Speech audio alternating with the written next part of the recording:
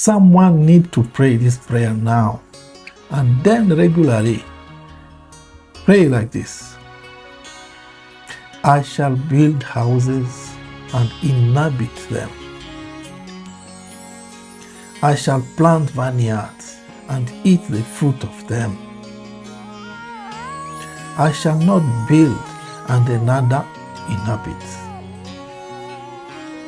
I shall not plant and another eat. As an elect of the Lord, I shall long enjoy the work of my hands.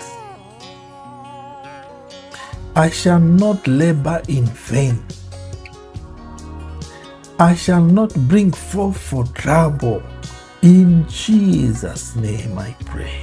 Amen, amen, amen. God bless you.